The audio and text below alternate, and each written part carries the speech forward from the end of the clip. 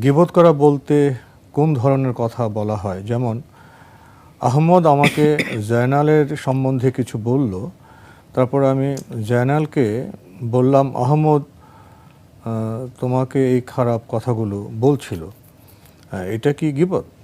আমি কিছুটা কনফিউজ। কনফিউশনের কিছুই নেই, এটা গীবত তো, এটা হচ্ছে সকলখুরি, এটাকে নামিমা বলা হয় তাকে।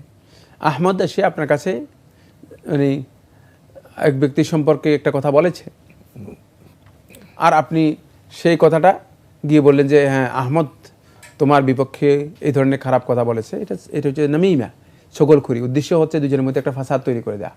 সেই সকলখুরি গীবতের চেয়েও জঘন্য অপরাধ, এবং এটা সামাজিক অপরাধ। এই সামাজিক অপরাধের কারণে মূলত সমাজে এত বড় বিপর্যয় হয় যে শেষ পর্যন্ত মুসলমানদের মধ্যে যুদ্ধবিগ্রহ পর্যন্ত হয়েছে বলে ইতিহাস প্রমাণ করে। তাই এটি অত্যন্ত জঘন্যতম অপরাধ। তো আজকে আমাদের এখানেই শেষ করতে হচ্ছে। আপনাকে অনেক ধন্যবাদ। আপনাকে অশেষ ধন্যবাদ।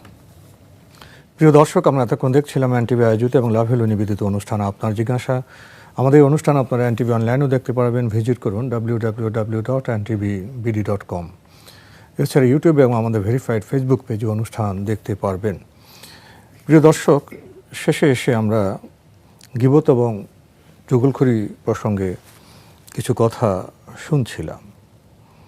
গীবত বা চুগলখড়ি করলে কি মানুষের কোনো উপকার হয়, কোনো উৎপাদন বাড়ে, অর্থকরী বাড়ে?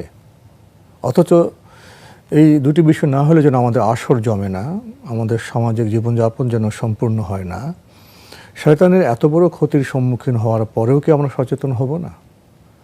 গীবত বলুন, চুগলখড়ি বলুন, এগুলো আমাদের পাপের পাল্লাকে ভারী করে, আমাদের জীবন যাপনকে অসুন্দর করে, কুৎসিত করে, সমাজ জীবন, পারিবারিক জীবনকে নানাভাবে বিপদগ্রস্ত করে।